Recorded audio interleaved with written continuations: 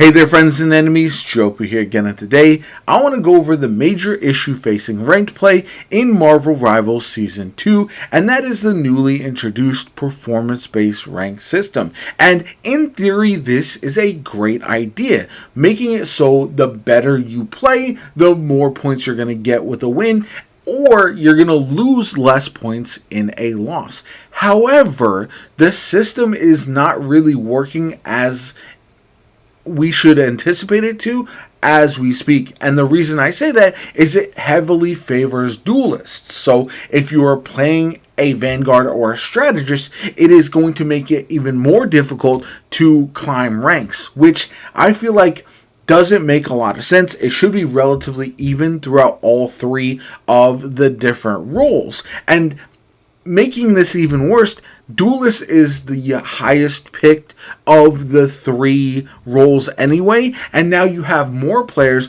refusing to swap because they don't want to lose more points if they don't win the game, or they gain more points for a win. And so this has really led to major issues across the board. People, again, not wanting to swap. They just want to farm stats. And this is especially true for certain characters like Moon Knight, who are easily able to farm these stats and ensure that every game you are getting the maximum amount of points, whether it's you're gaining the most points or losing less points. And this can be incredibly frustrating. As somebody who does main Vanguard, it feels like no matter what I do, I'm never going to be consistently putting up the same amount of points as a duelist. And when you go through the list of your teammates and check out how many points everyone is gaining or losing, this is a very consistent problem that I hope is corrected. Now,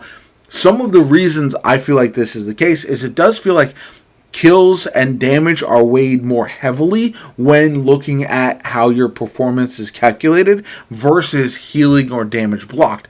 And all of that matters in a hero shooter, but I also feel like a lot of these stats can be a little bit overvalued, and final blows are very important, but overall kills in this game where you just have to do a little bit of damage in order to get credit for the kill, I don't think that is all that valuable.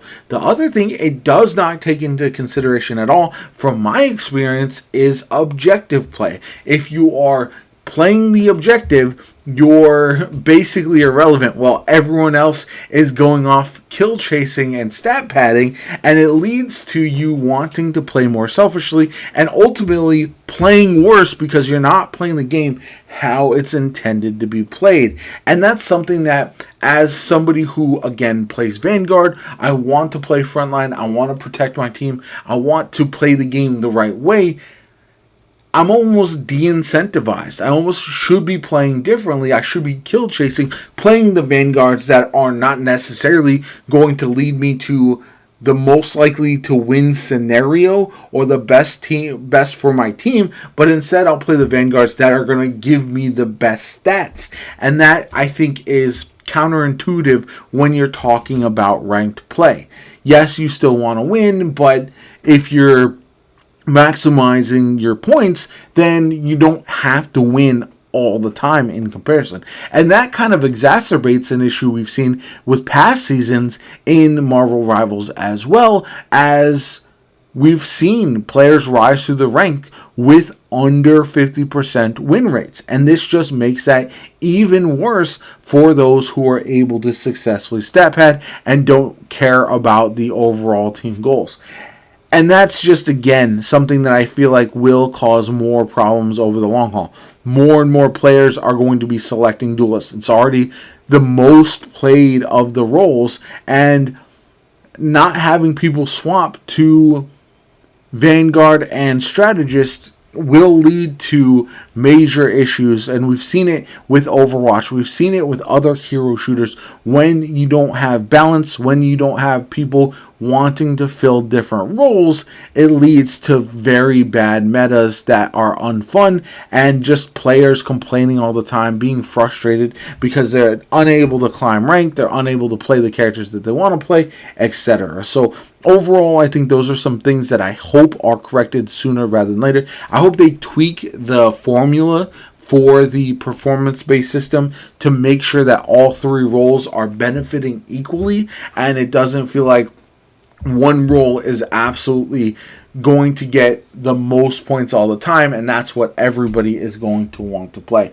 I feel like it's something that maybe a little bit more difficult, may take some time. I would rather them almost remove the performance system until it is perfected rather than keeping it around, because I do feel like this season is going to be a big hassle if they don't make some adjustments. Now, some good positive things that we've seen that they are potentially changing is, one, the fact that you will be able to report players that you think are smurfing. I know smurfing is rampant in Marvel Rivals right now, and there's really no way to fully fix that issue, but I do believe that if players were banned on their Smurf accounts, it would kind of solve some of the issues, especially as we see a lot of players not really caring as much if they win or lose with their Smurf accounts, and that's a very common thing, and it leads to those players being even more likely to try to climb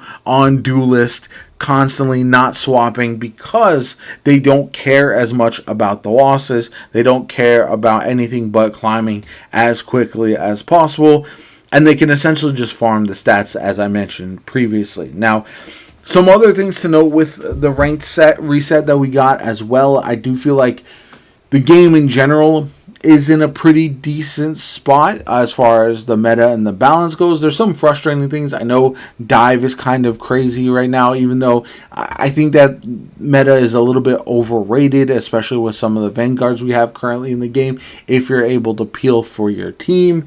We also know that we're getting a mid-season patch in about a month, which should be interesting as well. Hopefully this ranked performance update doesn't last until then, because it would be a very frustrating experience in my opinion. We don't know if they're going to do another ranked reset at the mid-season as well. We know they didn't do it in season 1, but that kind of led to some problems as well. So I do feel like the developers have to tweak some things in order to make ranked the best it can possibly be.